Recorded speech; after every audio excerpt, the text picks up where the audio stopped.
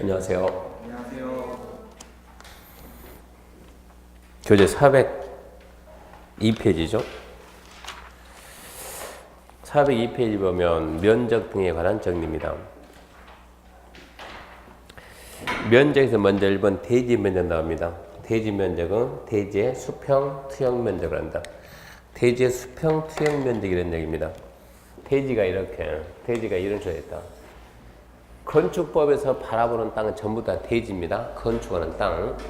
여기에 또 우리가 건축물 건축하겠다 그러면 싹 깎아서 택지 맞는 건축하면 될 거예요. 그러면 대지 면적은 수평, 이게 수평, 투영 그러면 위에서 바라다 봤을 때 여기 끝이 보이고 여기 끝이 이렇게 보일 거예요. 이 면적입니다. 이 면적을 놓고 우리는 대지의 수평, 투영 면적, 저 면적이 대지 면적이요. 2번 지정건축성이 있는데 지정건축성 소연 너비 이상인 도로에 접한 대지 안의 건축성이 정해진 경우 건축성과 도로 경계선 사이 부분 면적은 대지 면적에 산입한다. 이거 뭐 지금 설명하면 무슨 말인지 모를 것 같은데요. 이게 무슨 얘기냐 그러면 D를 좀 먼저 봐야 이해합니다. 어디 보는가 그러면 409페이지 봐보세요.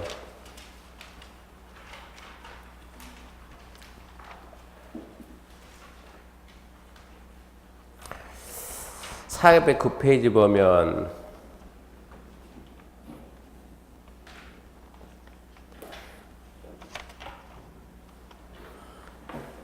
400페이지. 이 건축선을 먼저 알아야 되는데 건축선을 알려면 400페이지 도로 봐야 되는데 도로는 설명했죠? 네. 도로? 막힘이 없는 도로는 몇 미터라고요? 통과도로? 4m죠, 4m. 막다른 도로는 2, 3, 6 했죠? 그러면 도로 설명 안 해줬어요? 대수선까지. 대수선까지? 그럼 10번 도로 할 차례네요. 그럼 400페이지 10번 봐보세요. 도로 해가지고 도로를 알고 건축선을 알고 두 개를 알아야만 대지 면적을 알 수 있어요. 10번 도로 보게 되면 건축법상 도로란 이겁니다. 맹지가 뭡니까? 맹지? 네, 도로가 없는 땅이 맹지입니다. 여기에 이렇게 여기에 도로가 있습니다. 도로 쉽게 말해서 길입니다. 길을 보고 도로라고 그래요. 여기에 이렇게 땅이 있다 그러면 이 토지는 맹지일까요? 아닐까요? 물어보면 상식적으로 옆에 길이 있는데 맹지가 될 리가 없죠. 근데 문제는 자 여기서 말하는 도로 길이란 어떤 걸 보고 우리가 도로라고 하는가 이걸 알아야 돼요. 어떤 걸 보고 도로라고 하냐. 여기서 말하는 이 도로는 간단합니다. 건축법입니다. 건축법상 도로에 해당하냐 안 하냐. 건축법이 인정하는 도로냐 아니냐 이걸 보는데 건축법에서는 자 원칙 이 조건을 갖춰야 도로요. 원칙 예외 두 가지가 있는데 건축법상 도로가 되기 위해서는 첫 번째 거행 사람이 다녀야 돼요. 두 번째 차량 통행 차가 다녀야 돼요. 세 번째 그 폭은 4m 이상 돼야 되고 네 번째 이 네 가지 조건을 다 갖춰야 돼요. 국계법, 도로법, 사도법, 기타 관계법령 무슨 법이든지 관계없다. 법에 의해서 신설한다고 또는 변경한다고 법에서 고시가 되면 도로입니다. 또는 건축 허가하거나 또는 신고할 때 어디부터 어디까지 위치를 지정해서 무슨 얘기냐. 자, 이쯤 해가지고 여기 도로가 있다. 여기 이렇게 이쯤 해가지고 갑이역에서 건축하겠다 허가 신청한다. 허가 신청하면 허가 해줄 거 아닐까? 당연히 안 해줘. 길이 없으니까. 갑이 뭐라고 하냐? 내가 그러면 길 내면 허가 해줄 겁니까? 길 내면 허가 해줄 거냐? 여기서 이만큼 길 내겠다. 그러면 허가 해줘 안 해줘? 당연히 해주죠. 허가를 하면서 여기서 여기까지는 도로다 라고 위치를 지정해가지고 뭘 하면 공고를 하면 이것도 건축법은 도로라고 인정이 되는 거예요. 그래서 건축법상 도로가 되기 위해서는 네 가지. 첫 번째 사람 다니고 차 다니고 3m 이상 되고 법에서 고시를 했거나 아니면 사람 다니고 차 다니고 3m 이상 되고 어디서 어디까지 위치 지정 공고하면 네 가지 조건을 갖췄을 때 우리는 도로를 하고 건축법상 도로에서 가장 중요한 것은 뭐냐 그러면 아직 개설되지 아니한 도로 예정 도로도 건축법은 도로라고 본다. 기억하시고요. 이게 원칙입니다. 원칙. 원칙 이런 조건을 갖췄는데 예외. 근데 예외 그러면 이 조건을 못 갖춰도 도로가 되는 경우가 있다 이 얘기죠. 거기에 두 가지가 있는데 첫 번째 1번 보면 차량 통행을 위한 도로 설치 곤란 나왔죠. 401페이지. 지형적 조건으로 차량 통행을 위한 도로 설치가 곤란하다고 인정해서 특자시 특자도 시군구청장이 위치를 지정 공고하는 구간의 너비 3m 이상인 도로. 그러니까 지형적 조건으로 뭐가 안 된다고요? 차량 통행을 위한 도로 설치가 곤란하다. 차 못 다닌다. 어디를 생각하냐? 경사지 계단으로 된 도로. 경사지 계단으로 된 도로. 차 다닙니까? 못 다녀. 폭은 얼마 이상이라고요? 3m 이상이면 도로라고 본다 이 얘기고. 그 밑에 보면 막다른 도로입니다. 막다른 도로. 막다른 도로가 있다. 막다른 도로는 무슨 얘기냐 그러면 이렇게 도로가 이렇게 있습니다. 자, 가다가 막힘이 있어요, 없어요? 없죠. 이렇게 막힘이 없는 도로, 이런 도로를 보고는 뭐야? 이런 도로가 통과도로, 이런 도로 보고 통과도로. 통과도로는 이 폭이 몇 메타 나온가? 폭이 무조건 4m 이상. 말이 없는 통과도로 무조건 4m 이상이요. 4m 이상이 나와야 되는데 가다가 막힌 도로입니다. 막다른 도로라 꼴먹기 생각해야 돼요. 쭉 가다가 이렇게 막혀있는 이 도로폭은 몇 메타인가 이 얘기입니다. 이 도로폭은. 상식적으로 길이 재겠죠, 길이. 길이 재가지고 막다른 도로 길이가 길면 길수록 폭은 넓어지는 거예요. 그래서 막다른 도로 길이가 첫 번째 10m 미만. 설명을 하지만 이 숫자는 시험에 거의 안 나와요. 시험에 거의 안 나오는데 남자분들이 나중에 중개하려면 이 숫자 알아야 되는 거예요. 모르면 또 중개가 안 돼요. 10m 미만. 두 번째 10m 이상에서 35m 미만. 세 번째 35m 이상. 자, 이렇게 세 가지 나눠 가지고 10m 미만이면 저 도로폭이 얼마냐 그러면 2m 이상 돼야 돼. 10m 이상 35 미만이면 3m 이상 되고 35 이상이면 6m 이상이다. 이 숫자가 나중에 실무 가면 아주 유용해 자주 쓰이는 숫자. 이 숫자는 반드시 암겨. 10m 미만이면 2m 이상이다. 무슨 얘기냐 그러면 지금 이게 지금 뭡니까? 도로죠. 이건 뭐고? 도로고. 옆에 있는 땅은 뭐라고요? 대지. 건축법에서 바라보는 땅은 전부 다 뭐라? 대지. 뭐 한다고요? 건축한다. 그러면 이 대지 끝에 이렇게 해가지고 이렇게 도로 끝에 이렇게 대지가 있다. 대지니까 반드시 뭐 한다고요? 건축한다. 건축을 한다. 이랬을 때 뭐 생각하냐? 옆에도 뭐고? 대지고 그 옆에는 전부 다 대지니까 뭐 한다고요? 건축한다. 그러면 이 대지에서 건축하고 봅시다. 자, 이렇게 해가지고 계속 옆에도 이렇게 대지가 있다 하고 있다고 생각해보세요. 그러면 자, 여기도 이렇게 건축할 것이고 여기도 건축할 것이고 여기도 건축하고 여기도 건축하고 옆에 땅들도 전부 다 뭐 할 거니까 건물들 이렇게 건축한다고 했을 때 그러면 자, 지금 이 토지에다 우리가 이 땅이 내 땅인데 여기에다 이렇게 건축을 하고 내 땅이라고 이거 표시합니까 안 합니까? 표시해야 하네요. 담으로 표시. 담 쌓죠? 담 안 쌉니까? 담 싸야지. 담만 쌉니까? 아니면 담 싸놓고 도둑 못 들게 한다고 삼지창 꼽아 놓습니까? 어떤 사람이 이렇게 아니 시골 가면 이렇게 철종하는 사람도 있어요. 옛날 시골은 진짜 담 싸놓고 이거 뭡니까 유리 조각 깨가지고 이거 안 해봤습니까? 이거 다 꼽아놨는데 그러니까 여기에다 뭐 해놨다면 삼지창 꼽아놓고 철조망 쳐놓고 유리병 해놓고 그런 상태에서 불이 났어요. 그 상태 불 나면 이제 이 사람은 어디로 가야 돼요? 삼지창 갈까요? 살 수 있는 방법 1인 나와야 돼요. 그래서 최대한 1인 대피해야 되는데 이랬을 때 이 대지가 이 도로하고 얼마를 접해야 되는가 나중에 이런 기준을 따지는 거예요. 얼마 접해하면 건축을 해줄 거냐 그걸 따진다고.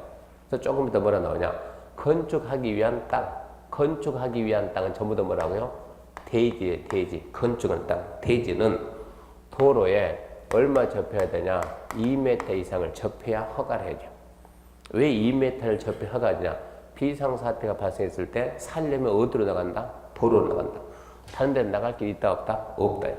도로로 나가려면 대피하려면 몇 메타가 필요하냐 이런 얘기예요. 사람이 급히 대피하려면 2m다 그러면 2m면 여기서부터 해가지고 한 이쯤은 될 것 같은데 길이가 사람이 급하면 대피할 때 막 이러고 대피해야 돼요? 아니면 막 이렇게 하면서 대피해야 돼요? 이러고 갑니까? 그러면 2m가 필요할까요? 안 필요하죠. 1m면 충분해. 1m. 1m면 충분한데 폭이 1m면 이게 1m 되겠네. 이리 급하게 대피하는데 앞에 노약자가 있으면 장애인이 있으면 어떻게 되는 거예요? 노약자 한 명 들고 뜁시다. 또 있으면 2명 들까요? 3명 들까요? 이게 문제가 되는 거예요. 그래서 2m가 필요한 건 뭐냐? 비상사태가 발생할 때 2사람이에요. 2사람. 2인 이상이 동시에 대피하는 최소폭. 그래서 몇 m가 있어야 돼요? 2m가 있어야 돼요. 그래서 이 숫자 2m 이 숫자가 나오는 거예요. 10m 미만이다 그러면 얼마 접한다? 2m 이상은 돼야 된다. 2m 이상. 그래서 2m라는 것은 2사람 이상이 동시에 대피하는 최소폭이다. 두 번째 35m. 35m는 뭐냐면 35m는 자, 이 건물에서 화재가 발생했어요. 그럼 소방차가 여기 서서 끌까요? 아니면 안에 들어가서 끌까요? 이거를 따져봐야 돼. 코스가 안 닿으면 들어가야 되겠지. 여기 서서 불 끄도 가능하다 그러면 여기 서서 하겠지. 그러면 소방차 서가지고 불 끌 수 있는 반경이 몇 m라고요? 35m. 소방 활동 거리. 소방 활동 거리. 그럼 마일에 이 길이가 마일에 여기서 여기까지 길이가 7m다 그러면 굳이 여기 서서 호방 물 뿌려도 가능하다는 얘기. 7m다 그러면 근데 만약에 7m가 이게 만약에 37m다 그러면 안 된다는 얘기. 어찌해야 돼요? 들어가야 돼. 소방차가 들어가고 더 이상 들어갈 수가 없네요. 불을 못 껐네요. 그 다음은 짜야 돼. 이제 나와야 돼. 왕복. 그래서 6m가 나오는 것은 소방차 2대가 쩐다고요. 차 2대가 왕복할 수 있는 폭이다. 이런 개념을 좀 알고 있어야 돼요. 건축법에서 나오는 숫자는 대부분 사람 생명하고 밀접한 숫자들이요. 근데 이런 내용들이 시험에서는 별로 중요하지 않는데 여러분 나중에 합격하고 남자분들은 땅 해야 되거든요. 땅 하는데 간혹가다 이런 질문 많이 해요. 이런 땅이 있다. 이 땅이 몇 평이냐 이 땅에 600평이다. 뭐 600평 500평이다. 이걸 갖다가 분할해서 팔아먹었으면 쓰겠는데 전원주택지 해야 되겠다. 그러면 이 토지를 갖다가 팔자. 세 필지 하나 둘 셋 200평 팔자. 이렇게 자르면 1번 필지 2번 필지 3번 필지 1번 필지는 뭐가 아니요? 맹지가 아니지만 이거 어째 됩니까? 맹지죠. 팔려 안 팔려? 안 팔려. 어떻게 할 거냐? 도로 만들어야지. 그래서 이런 토지를 갖다 여기다 이제 도로 이렇게 도로 만드는데 도로를 갖다 이렇게 한다. 그러면 도로로 너무 많이 빠지죠. 그러니까 보통 어떻게 자르냐 그러면 이 정도 선을 잘라가지고 이렇게 해서 자릅니다. 그러면 이 도로로 빠지는 폭이 몇 m가 빠지냐? 이게 조금 빠져야 땅 면적이 커진다고. 될 수 있으면 땅을 늘려야지 도로 늘릴 필요 없잖아요. 그래서 여기서 여기까지 길이 쟀더니 이 길이가 몇 m냐 그러면 마이너스 40m다. 그러면 이 폭은 몇 m를 만든다? 6m를 만든다. 그럼 6m만 도로로 너무 많이 빠지잖아요. 그런 경우는 어떻게 자르냐 그러면 이게 건축하려면 몇 m만 접하라고요? 2m만 접하면 되니까 이럴 때는 어떻게 하냐 그러면 이 부분을 갖다 이렇게 자르면 안 되고 이걸 자를 때 도로를 자를 때 여기서부터 딱 재가지고 여기까지 만약에 35m다 그러면 시작해가지고 이렇게 잘라줘야 돼요. 이렇게 자르면 여기서 들어갈 수 있어요? 없어요? 있고 여기도 가능하고 그러면 이 폭이 6m, 몇 m? 3m. 그럼 훨씬 이용 가치가 높아진다고. 이런 내용들이 나중에 실무 가게 되면 여러분 그대로 다 쓰는 거예요. 실무 가서 써야 되니까 이 내용은 반드시 알아는 놓고 시험에서는 별로 중요하지 않아요. 실무 가서 쓰니까 10m하고 35m만 잡으면 되니까 10m 미만이면 2m고 35 이상이면 6m고 그냥 2, 3은 6 이런 식으로. 이게 건축법상 도로인데 건축법상 도로가 되려면 봐봐요. 자, 차량 통행이 가능해야 된다. 반드시 그러냐? 그건 아니죠. 4m 이상이다. 반드시 그러냐? 그것도 아니죠. 법에 의해서 고시가 돼야 된다. 반드시 그러냐? 그것도 아니죠. 위치 지정 공고 있으니까. 그러면 사람이 다녀야 된다. 반드시 그러냐? 물어보면 반드시입니다. 반드시. 그러니까 우리 중개사 7회 시험에 뭐가 나왔냐 그러면 건축법상 도로에 관한 설명으로 예외가 없는 것은 답 뭐라고요? 보행이 가능해야 된다. 이것만큼은 예외가 없어요. 그러니까 이게 맹지냐 아니냐 얼핏 보면 맹지가 아닐 것 같은데 이 위에다 이렇게 글자 2개만 딱 써놓으면 이렇게 고속도로 써버리면 고속도로는 사람이 달 수 있다 없다? 없다. 그럼 이걸 뭐라고요? 맹지라고. 고속도로 주변에 있는 땅은 전부 다 맹지예요.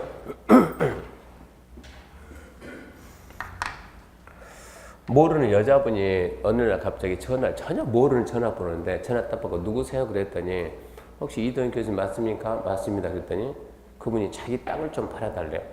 근데 누구신데 저보고 땅 팔아달라고 합니까? 혹시 학생인가요? 학생 아니래요.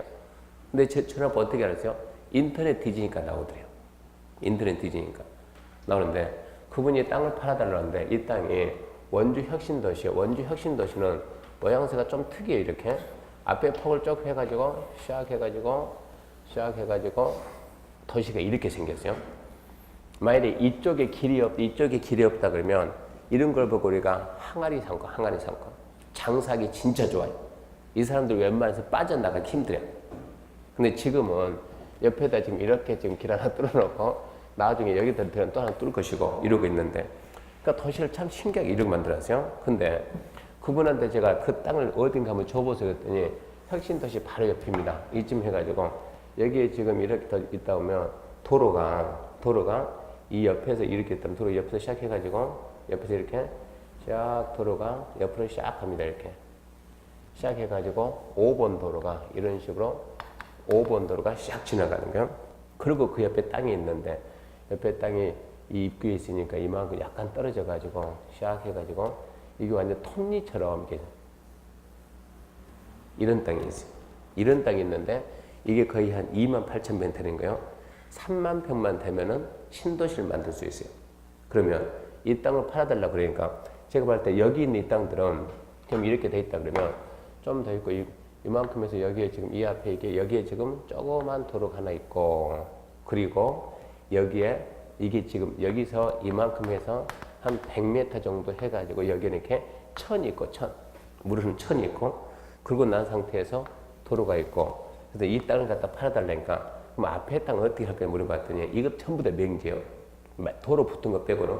그래서 여기 있는 이만큼만 우리가 살 수 있다 그러면 3만 평 만들면 개발이 딱 좋잖아요. 여기 있는 사람들은 이 토지 소유자한테 처분에 따르겠다. 당신 팔 때 우리 것도 같이 팔아달라. 이렇게 얘기하는 거예요. 그러면 지금 이 상태를 보게 되면 이 땅은 맹지입니까 아닙니까? 맹지죠. 맹지인데 지금 이 부분이 도로하고 접했다면 좋겠는데 저는 무슨 생각하냐 그러면 이 부분 이렇게 연결해 가지고 이만큼 해서 이렇게만 산다 그러면 완전 좋은 땅 되겠죠? 접할 수만 있다 그러면.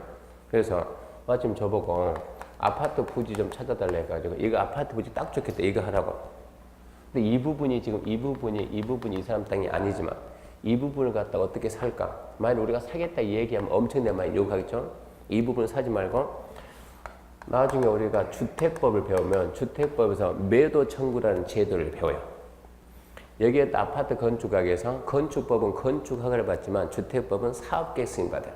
사업계획 승인받는데 그냥 하는 것이 아니고 여기를 국토계획법 시간에 배웠던 지구단위 계획을 수립해서 개발하는 거예요. 지구단위 계획을 수립하고 두 번째 대지 면적의 80% 이상만 사용 수익할 수 있는 권원. 그러니까 땅 주인이 사용 승낙서 도장만 빵 찍어주면 돼요. 그리고 세 번째 나머지 토지가 매도 청구 대상이 되면 이 상태에서 사업계획 승인이 나와요. 공사는 승낙이 떨어진다고. 공사 승낙 떨어지면 어쩐답니까? 이 땅한테 그대로 해야 되는데 문제는 이 토지가 이 토지에 대한 일을 사와야 되는데 저 사람이 쉽게 팔겠냐고. 안 팔겠죠? 그때 이제 매도 청구라는 제도를 쓰는 거예요. 매도 청구는 뭐냐 그러면 이 상태에서 저 토지 소유자 찾아가지고 그냥 파라고 요구하는 거예요.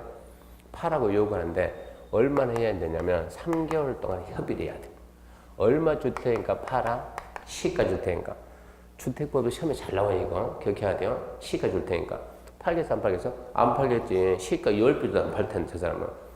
그런 상태에서 3개월 이상 협의하고 시가 매도 청구하고 그래도 안 된다 그러면 그 다음에 매도 청구하는데 매도 청구는 나에게 파세요라고 청구하는 거예요. 제가 못 팔니까 버티겠죠? 그때는 수용해가지고 뺏어올 수 있다고. 그때는. 수용해서 뺏어오면은 이 건설하는 주체가 만약에 갑이다 그러고 여기 있는 토지 소유자는 을이다. 이게 어디냐? 원주다. 원주시장이 지금 승낙해야 되는데 원주시장은 시민인 을을 보호해야 되겠어요? 아니면 건설하는 사업주체의 갑을 도와야 되겠어요? 이제 애매해 이거. 공사하는 갑을 갖다가 현대. 자, 현대 건설을 도와줄까요? 아니면 시민이 을을 도와야 될까요? 이게 애매한 거예요. 여기에서 이렇게 해가지고 일방적으로 갑이 이거를 무조건 수용 다 뺏어올 수 있다 그러면 선의의 피해자가 나와야 안 나와? 나와요. 그러니까 분명히 선의의 피해자를 보여야 돼요. 그럼 누가 선의의 피해자냐? 그걸 보고 우리가 원주민 그래요. 원주민은 보호해야지. 투기 목적으로 들어갔다 그러면 보호 가치가 없지만 투기 목적이 아니다 그러면 보호를 해야 돼요. 그럼 어떤 자를 보고 원주민 하냐? 여기에다 지구 단위 계획을 만들려면 먼저 지구 단위 계획 구역을 지정해야 돼요. 지구 단위 계획 구역 지정하고 지구 단위 계획 만드는데 3년 주자, 3년. 그러면 지구 단위 계획 구역 지정되기 10년 전부터 소유하고 있는 자, 이 자를 원주민이지, 원주민. 무슨 얘기냐? 10년 뒤를 바라보고 땅 투자한 사람이 있습니까? 이런 얘기야. 제가 10년 뒤에 땅값 2배 뛰는 거 알려줄 테니까 한번 투자 한번 해볼래요? 진짜. 잘 봐요. 10년 뒤에 2배 뛰는 땅 어떻게 찾냐 그러면 이게 지도죠. 지도 딱 넣고 한 10m 뒤에서 100원짜리 동전 가지고 툭 던지면 떨어지죠. 어디입니까? 여기도 10년 뒤면은 2배 뛴다고. 10년 뒤면. 무슨 얘기냐? 아무리 투기를 하더라도 10년 뒤를 본다 본다? 안 본다. 그러니까 10년 전부터 가지고 있는 데를 모른다고? 원주민을 보고 매도 청구가 안 되는 거예요. 그러면 이 지역의 지금 시세가, 이 지역의 시세가 얼마냐? 200만 원 지금 되거든요. 그럼 얘 같은 경우는 원주민이다 그러면 뺏겨 안 뺏겨요? 안 뺏기죠. 그러면 얘는 갖다 얼마 본다고요? 2천만 원 주다. 한 방에 살 만큼 해놔야지. 이러고 요구해 안 해요? 분명히 요구해요. 그러니까 투기금보다 더 안 좋은 사는 데 있어요. 그래서 법에서 뭐라 하냐 그러면 일단은 원주민을 보호한다. 10년 전 소유자는 할 수가 없지만 저기서 사업 주체가 얼마 이상만 확보하냐? 95% 이상만 확보하면 그때는 원주민이고 뭐고 필요가 없어요. 반대를 위한 반대는 안 된다고. 그때는 뭐든지 할 수 있다. 근데 이 면적 딱 보니까 이게 5%가 안 된다는 얘기입니다. 그러니까 충분히 주택법에서는 뺏어올 수가 있다는 얘기예요. 이렇게 해서 거기까지 계산하고 아파트 부지 찾는다 회원한테 넘겼다는 얘기예요. 한참 조사하다가 교수님 왜요? 그 현장 가봤습니까? 안 가봤는데. 지도만 봤습니까? 지도만 봤는데 충분히 가능하겠던데. 그분 딱 하는 얘기가 교수님 그딴 맹지입니다 그러는 거예요. 아 맹지 맞아. 맹지 맞는데 그거 매도 청구하면 되잖아 그거. 아니요. 그래도 맹지입니다. 왜 맹지인데요? 가봤냐고. 안 가봤다고. 자기는 가봤대요. 가보니까 이 도로가 뭐냐? 자동차 전용 도로예요. 자동차 전용 도로가 뭐가 안 돼요? 도로라고 인정이 안 돼요. 사람이 못 다녀. 그러니까 결론 뭐가 됐다고? 맹지 됐다고. 또 다시 하는 그래서 이쪽 길 보니까 이쪽 길인데 이쪽 뒤지면 여기 해가지고 여기에 건물이 크게 해서 보니까 학교가 있어 학교. 이렇게 해서 학교 들어가는 길이 있는 거예요. 이 길을 쓰면 되겠네. 가서 봤더니 이것은 일반인들 다닐 수 없고 학생만 다니는 거니까 통학로에 통학로. 길도 뭐더 아니고. 이 도로에서 이렇게 도로 뚫으면 되겠네. 이 도로폭은 너무 좁아가지고 이걸 개발할 수가 없는 거야. 그러면 다시 그러면 여기서 여기까지 건너가지고 도로를 내면 되겠네. 이거 도로 내는데 이게 한 150m 내면은 150m 교량 건설하게 되면 아파트 판 것보다 돈이 더 들어가요. 이렇게 해가지고 이 상태에 머물러 있는데 또 다른 데서 또 접촉이 오는 거예요. 자기가 해보겠다고 또 조수 해보라고. 한번 해보자고. 이게 금액이 이게 3만 평이고 평당 200 잡으면 금액이 얼마입니까? 어마어마하게 이거. 줬더니 그분이 다 충분히 자기를 한다 해서 믿고 있었죠. 근데 교수님 뒤에 공동묘지가 있어요. 공동묘지가. 지도 받으니까 집에서 빵빵빵빵 이게 있는 거예요. 이게 뭐 그래가지고 안 돼. 내가 직접 한다 해가지고 그때 간 거예요. 처음 가가지고 도로 타고 시작해가지고 굴다리께서 시작 가서 봤더니 아니나 다를까 이쪽에 묘지가 공동묘지는 아닌데 지도상을 보면 공동묘지점 많이 있는 거 처음 보이더라고. 그래서 결국은 지금 안 하고 아직도 지금 어찌 됐나 모르겠어요. 근데 이런 물건을 판다 그러면 당연히 전속을 써야 돼요. 전속 계약 안 쓰면 혼자서 광고도 하고 열심히 뛰어다니고 계약은 엉뚱한 놈이 하고 거기서 돈 받으면 나는 뭐가 되고 바보가 되는 것이지. 전속 씁시다 그러니까는 주인이 그래서 배짱 튕기는 거예요. 그래서 아니면 말고 진짜 사겠다는 건설회사 데려오면 전속 써주겠대요. 나는 그러죠. 전속을 써주면 내가 팔겠다. 그러니까 지금 이제 그러고 있는 상태니까 그 다음은 어떻게 저런 건 쉽게 되지도 않고 저거 하려면 쉽게 되지도 않고 그래서 지금 좀 머물러 있는 그런 상태인데요. 그래서 도로인가 아닌가 확인하는 게 그만큼 중요하다는 얘기입니다. 그래서 여기서 반드시 뭐하는가 사람이 못 다니는 도로는 절대 도로가 아니다. 그만큼은 기억해야 되고요. 이제 그 내용을 알고 그 다음에 402페이지 이제 대지 면적 하는데 그러면 대지 면적 하려면 먼저 뭐를 해야 되냐 그러면 일단 우리가 도로가 뭐라는 걸 알았어요. 도로를 알고 그 다음에 건축선의 개념을 알아야 대지 면적을 설명하는데 이 얘기입니다. 이렇게 지금 도로가 있습니다. 도로가 있고 양측에 이렇게 대지가 있어요. 보다시피 이 도로는 막힘이 없는데요. 막힘이 없다 그러면 이 도로의 넓이는 몇 메터 나와야 돼요? 막힘이 없으면 무조건 4m 이상 나와야 돼요. 자, 그러면 이 대지에서 건축할 때, 자, 여기에 대지가 이렇게 합시다. 이렇게. 여기에 이쯤 해가지고 이렇게 도로가 또 있다. 이렇게 중간에 대지가 있다. 자, 1번 필지고 2번 필지다 했을 때, 1번 필지에서 건축할 때, 건물 지을 때, 이 선을 넘어갈 수 있을까요? 없을까요? 없죠. 2번 필지는 이거 넘을 수 있다 없다? 없죠. 이 선이 이렇게 넘어갈 수 있어요 없어요? 있어요. 대지 소유자가 협의하면 건물을 얼마든지 이렇게 건축을 할 수 있다고. 이거 넘어갈 수 있습니까? 얼마든지 협의하면 이렇게 건축할 수 있다고. 근데 이 선은 넘을 수 있다 없다? 없어요. 이 선은 넘을 수가 없어요. 그래서 이 선을 보고 뭐라 하냐? 도로와 대지의 경계선. 이 선을 보고 우리가 건축선 그래요. 건축선. 대지에다 건축물을 건축할 수 있는 한계선. 어디까지 가능하냐? 도로와 대지의 경계선까지는 건축할 수 있으니까 그 선이 건축선이요. 그러면 이제 건축선을 알고 뭐라는 거 알았으니까, 자, 여기에 이렇게 지금 대지가 있고 도로가 있고 여기도 이렇게 대지가 있다 이랬을 때 이 도로폭이 몇 메터 이상이다? 4m 이상. 그러면 건축선은 당연히 이렇게 도로와 대지 경계선 이 선이 건축선이 되는데, 이 도로폭을 재했더니 이 도로폭이 몇 메터? 이게 만약에 3m다. 4m가 안 됐잖아요. 그때는 어떻게 할 거냐? 무조건 4m를 만들어야 돼. 4m를 어떻게 만드느냐 그러면 한쪽으로 1m가 부족하니까 4m 이상이 돼야 되는데 1m가 부족하죠? 이쪽으로 떼게 되면 안 되지. 불공평하지. 공평해야지. 공평하게 중심을 딱 잡고 중심에서 똑같이 4m의 2분의 1씩 물리는 게 이렇게 중심에서 똑같이 2분의 1 물러난 선, 이게 건축선이야. 그리고 도로폭을 이렇게 해서 몇 메터 만든다고요? 의무적으로 4m 도를 만들어 놓는 거예요. 그럼 이제 이 선, 이 노란 선이 뭐라고요? 노란 선이 건축선이 된 거예요. 그럼 문제는 이 부분의 면적, 이 부분의 면적이 대지 면적에 포함이냐 제외냐 이걸 따니까 이 부분의 면적은 대지 면적에서는 제외합니다. 대지 면적은 제외. 그러면 예를 들어서 이게 지금 가로가 5m고 세로가 10m다. 그러면 이 토지 면적이 얼마냐? 가로세로 해가지고 얼마요? 50제곱미터인데 대지 면적은 얼마야? 대지 면적은 이게 어쩐다고? 대지에서 빠진다고. 얼마가 빠졌어요? 3m니까 얼마 들어갔어요? 0.5죠. 0.5. 50cm니까 얼마 이게? 4.5. 그러면 4.5 곱하기 10 그러면 대지 면적 얼마라고요? 45제곱미터. 그러니까 이 땅을 여러분들이 만약에 가백에 판다. 가백에 중개할 때 뭐라 설명해야 돼요? 얘기할 때 토지 면적 얼마인데 50제곱미터인데 대지 면적 얼마다? 45제곱미터 이렇게 설명해야 돼요. 값이 무엇이라고요? 내가 지금 얼마 샀다고요? 얼마 샀는데 땅은 50을 샀는데 대지 면적은 45다. 이 사람이 말길 못 알아먹어요. 지금 내 땅이 40이라는가 45냐 50이냐. 분명히 네 땅 얼마라고?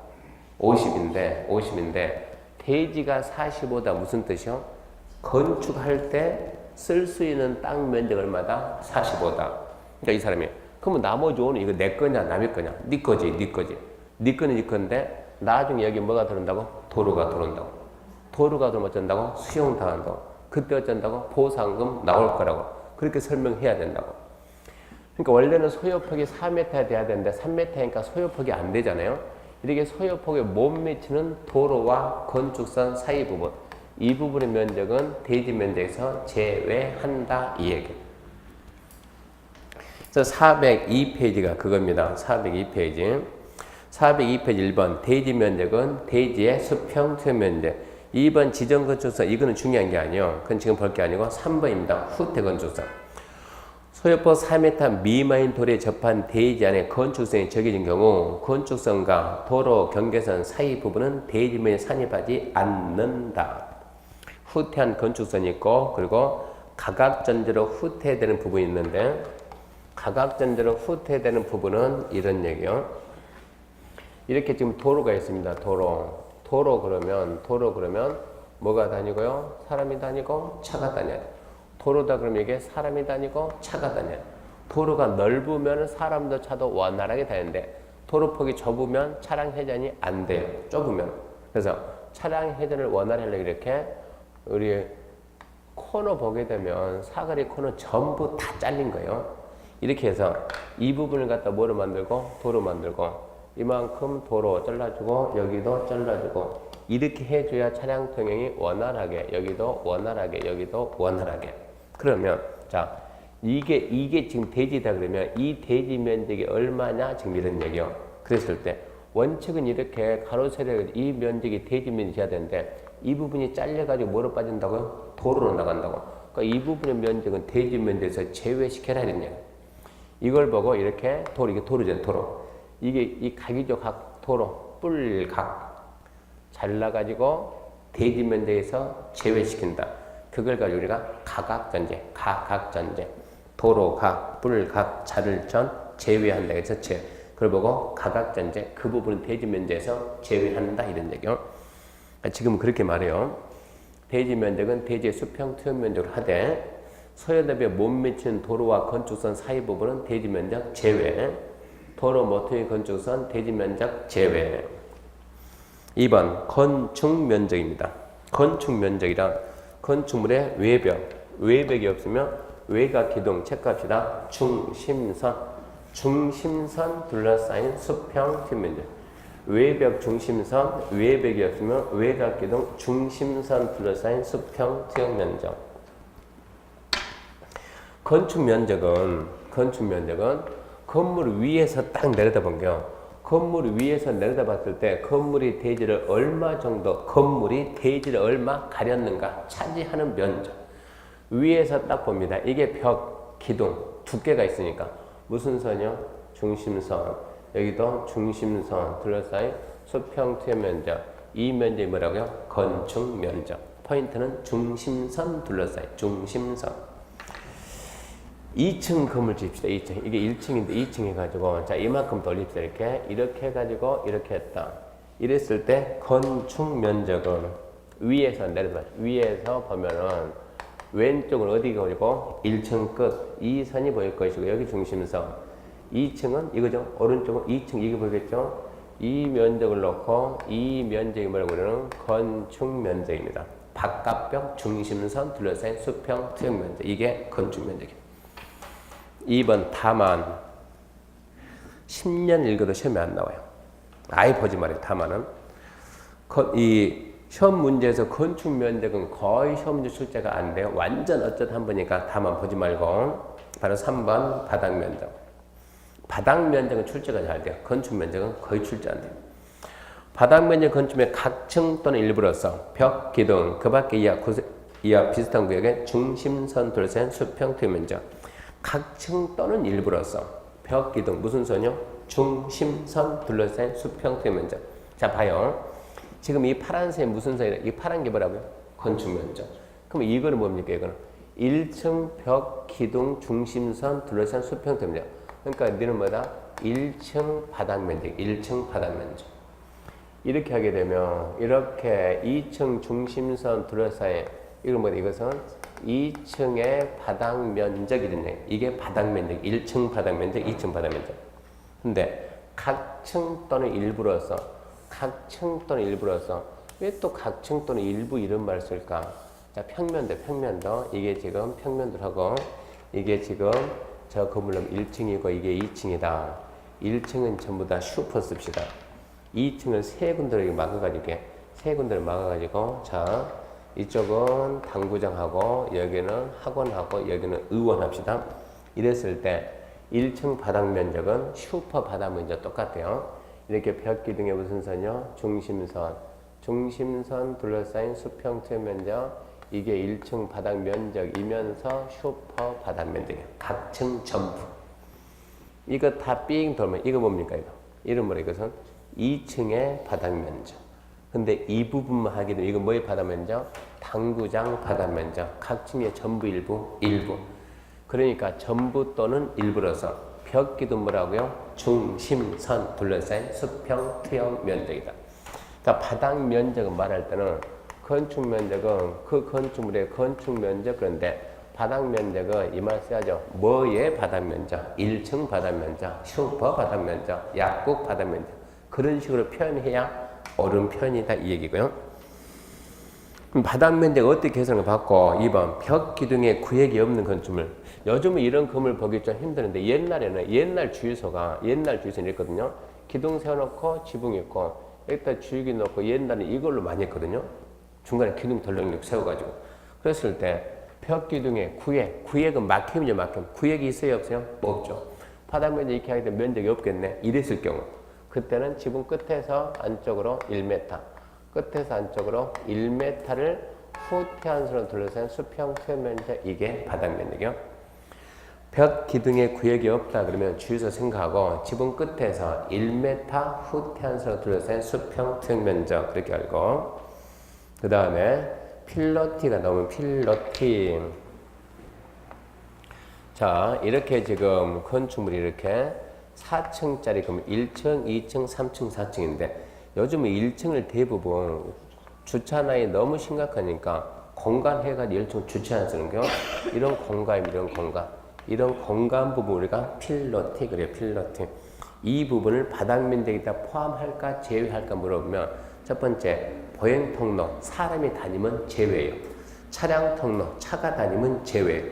공동주택에 주차 공간을 써도 제외고 공동주택에 있어도 제외고 네 가지인데 하나 빠졌어요. 첫 번째 보행 통로, 두 번째 차량 통로, 세 번째 주차 공간, 네 번째 공동주택이다. 그러면 제외. 사람도 안 다니고 차도 안 다니고 주차용으로 활용하지도 않고 공동주택도 아니다. 넷 중에 어느 것도 아니다. 그럼 바닥 면적에 포함. 너대 베란다인데 너대 면적에서 너대 접한 가장 긴 외벽 곱하기 1.5를 뺀 나머지는 포함한다.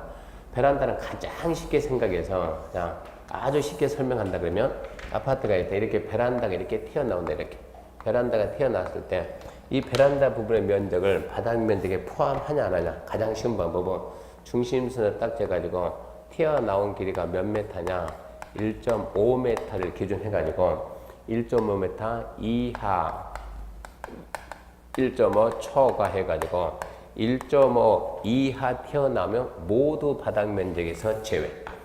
1.5를 초과한다 그러면 초과하면 초과 부분이요. 초과 부분만 포함한다. 오늘 집에 가게 되면 전부 다 베란다 폭 재보세요. 베란다 폭이 1.5를 넘어간다 그러면 넘어가는 부분이 바닥 면적에 포함되면 실내 면적이 줄어들었다 이런 얘기예요. 그럼 상식적으로 베란다를 더 늘리면서 실내 줄이는 그런 사람이 있어요 없어요? 없어요. 이 말은 무슨 얘기냐? 베란다는 1.5까지만 빼라 이런 얘기예요. 1.5까지는 서비스 공간을 준다 지금 이런 얘기예요. 그러니까 그 1.5 그렇게 말하면 되고 현 문제가 나오면 이걸 문제 나오면 뭐라 나오냐? 너대 면적은 모두 바닥 면적에 포함한다. 틀렸죠?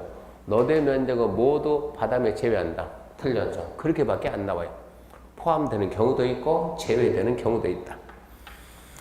그 다음에 승강기타, 계단타, 굴뚝, 덜스슈트는 옛날 아파트 쓰레기 홈통 있죠. 쓰레기 홈통. 그런 부분인데 그 다음에 타락이 중요합니다. 타락은 1.5 이하, 경사진 형태의 지붕인 타락은 1.8 이하. 나머지는 절대 읽어보면 안 돼요.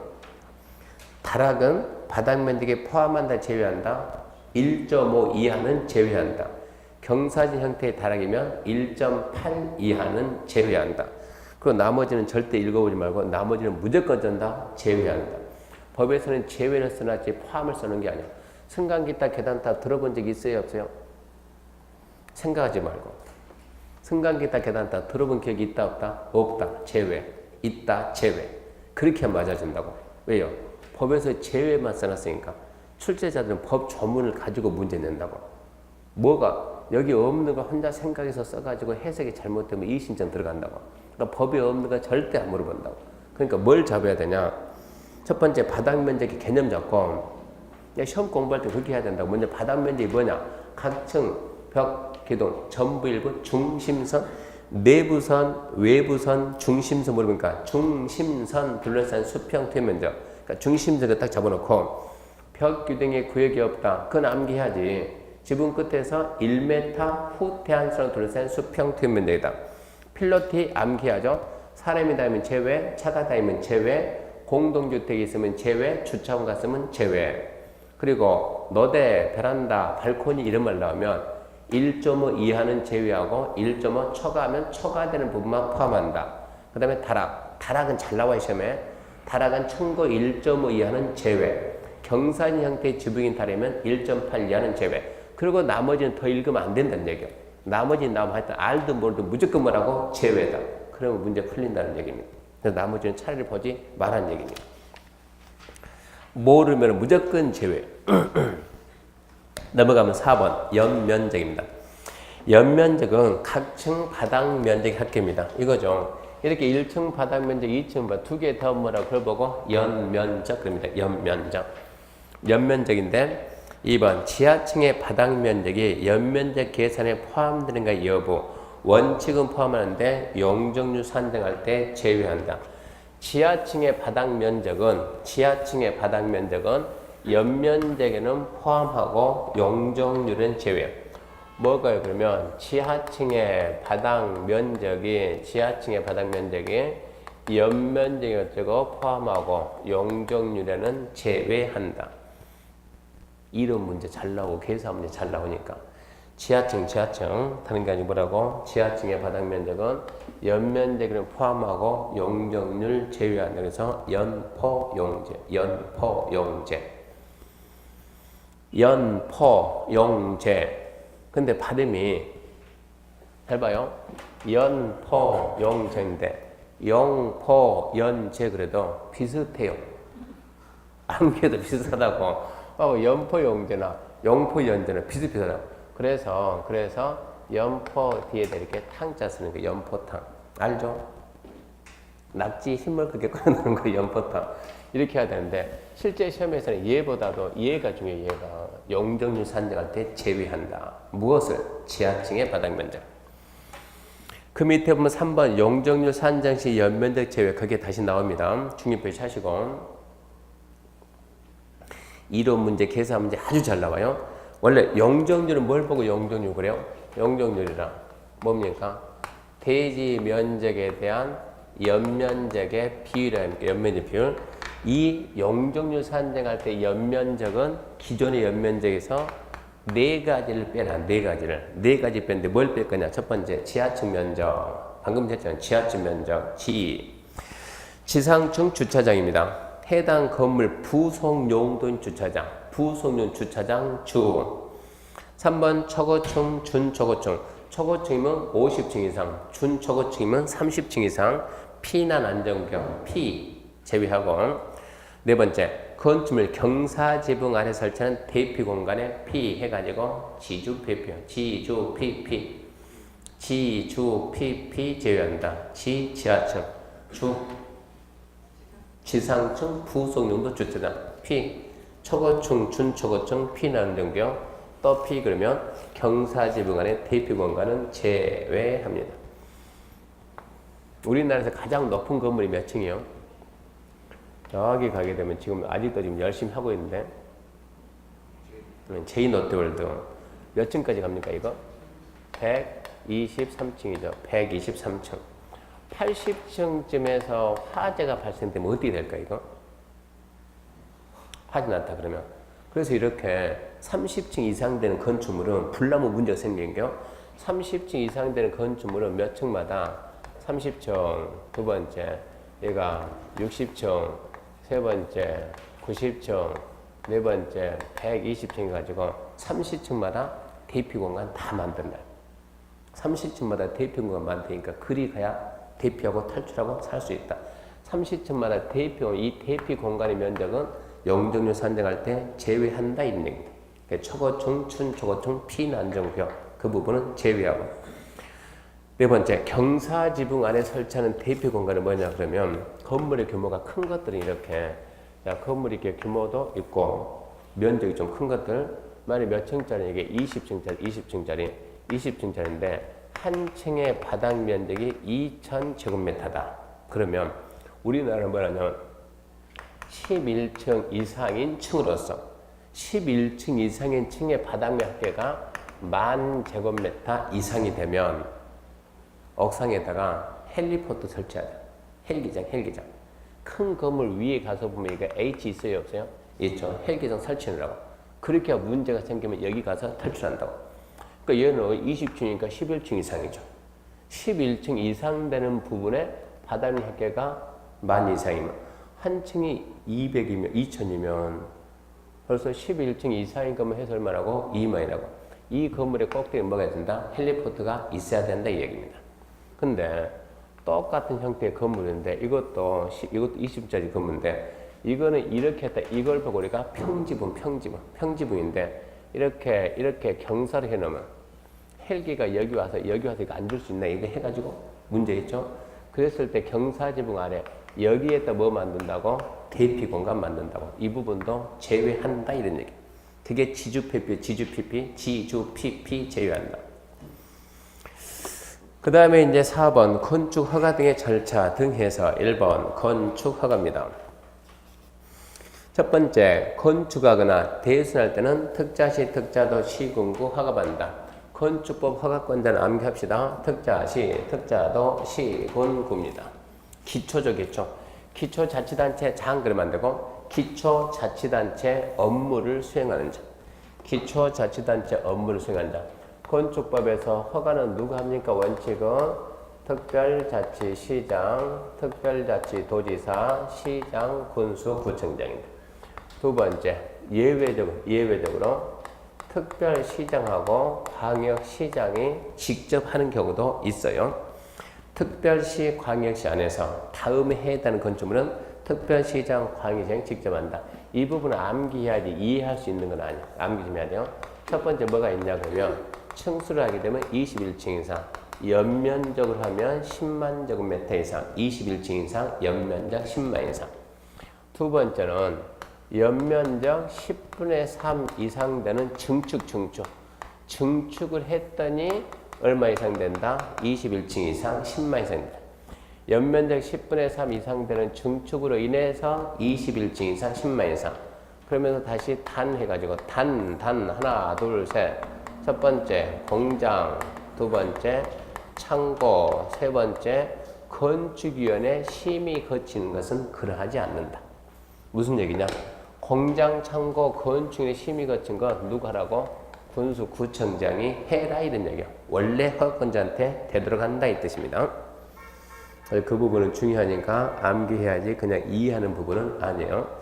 21층 이상, 연면적 10만 이상, 연면적 10분의 3 이상 되는 증축을 함으로 인해서 21층 이상, 10만 이상. 그것은 특별시장, 광역시장이 직접 허가를 하는데 단 21층 이상, 10만 이상이 되더라도 공장이나 창고나 건축위원회 심의 거치면 특별 광역시장이 허가하지 않고 군수구청장이 한다. 밑에 이제 2번 도지사 승인 나오죠. 그러면 특별시장, 광역시장은 허가하는데 도지사는 뭐하냐? 도지사는 절대 허가를 못합니다. 도지사는 승인권자입니다. 그러니까 도지사 허가한다고 잘 나와요. 도지사만큼은 허가권이 없어요. 도지사는 승인한다. 무슨 얘기냐? 도에서 건축하면 허가는 누가 하고? 시장 군수하고 시장 군수할 때 누구? 도지사 승인받고 해라는 얘기입니다. 그 대상이 첫 번째가 뭐냐 그러면 방금 했던 특별시장이나 광역시장이 허가한 건물을 도지사는 승인한다. 두 번째입니다. 두 번째. 그 박스 안에 보면 1, 2가 동시에 있었고 두 번째 자연환경 수질보 나왔죠. 두 번째는 자연환경이나 수질보호를 위해서 도지사가 지정 공고하는 지역 안에는 3층 이상 되거나 연면적 1000제곱미터 이상 되는 건축물에서 종류 5가지 쫙 나오는데 공동주택, 일반주택, 일반시설, 위락, 숙박이 있는데 D를 보지 말고 뭐만 잘 보냐? 자연환경 수질보호 그러면 3층 이상, 1000 이상 그거를 봐야 돼요. D 용도를 보지 말고. 세 번째입니다. 세 번째는 뭐야? 세 번째는 주거환경. 세 번째는 주거환경, 교육환경입니다. 주거환경, 교육환경을 위해서 그때는 숫자가 없으니까 뭐만 보냐 그러면 위락하고 숙박, 용도를 봐야 돼, 용도. 자연환경 수질보 그러면 3층 이상, 1000 이상 숫자를 보고 주거환경, 교육환경 그러면 위락, 숙박. 잘 써놨네요. 주, 교, 위, 숙 해가지고 그렇게 해야 문제 풀려요. 그 다음에 3번 위락, 숙박 시설의 불허가 처분인데 허가권자는 건축 허가를 하고자 할 때는 한국건축규정 준수를 확인한다. 다만 다음 갖고 어느 하나에 해당할 때는 이 법 다른 법 규정에 불구하고 건축의 심의 거쳐서 허가하지 아니할 수 있다. 1번, 2번 두 개 있는데 2번 아직 시험에 나온 적이 없고 1번만 주구장창 잘 나와요. 1번만. 페이지 넘어가세요. 406페이지. 위락 숙박에 해당하는 건축물 건축 허가할 경우 해당 대지의 건축물 용도금의 형태가 주거환경, 교육환경 등 주변 환경 고려할 때 부적합 인정함을 확 줄여가지고 위락 숙박이 주변 환경에 부적합이요. 위락 숙박이 주변 환경에 부적합. 근데 허가권자는 위락 숙박이 주변 환경에 적합인지 부적합인지 판단 능력이 없어요. 그러니까 전문가가 결정한다. 뭐 한다? 건축위원회 심의 거쳐서 허가 거부할 수 있다 이 얘기입니다. 그래서 1번만 잘 잡고요. 그 다음 보게 되면 4번 건축허가의 필수적 취소니까 취소하이한다죠. 필수적이니까 하이한다. 허가권자는 허가를 받는 자가 다음 어느 하나에 해당되면 허가 체크합시다. 취소하여야 한다. 취소하여야 한다. 다만 1호에 해당하는 경우로서 정당한 사유가 있다고 인정하면 1년 법인의 착수기간 연장할 수 있다. 1번 허가받고 1년 허가받고 1년 내 착수 안 하면 취소해야 한다요. 가로 공장은 3년. 다만 줄 거 봐요. 농지 전용 허가 줄 거 봐요. 농지 전용 허가 받은 공장은 2년. 그래서 1, 3, 2 이거 암기해야 돼요. 허가받고 1년 공장은 3년, 농지에서 허가받은 공장은 2년. 그 기간 내에 착수 안 하면 취소해야 한다. 단 정당한 사유가 있다고 인정되면 박스 위에 정당한 사유가 있다고 인정되면 1년 연장할 수 있다. 그래서 1, 3, 2, 1이 돼서요. 1, 3, 2, 1. 허가받고 1년, 공장 3년, 농지 허가받은 공장은 2년. 그 기간 내에 착수하면 취소해야 된다. 정당한 사유가 있으면 1년 연장할 수 있다. 그 다음 이제 박스에 2번 1호 기간 내에 착수한 경우로서 무슨 얘기냐? 1, 3, 2 기간 내에 착수했다 하더라도 공사 완료 불가능 인정하면 그것 또한 취소하여야 한다. 그것도 취소하여야 한다. 그렇게 알아놓고요. 지금 건축허가 절차들은 별 의미가 없고 그 다음에 이제 건축물의 사용승인입니다. 사용승인. 건축물의 사용승인 옆에다 살짝 세우라고 준공검사. 준공검사라는 말을 건축법은 사용승인합니다. 사용승인. 잠시 쉬고 사용승인부터 합시다.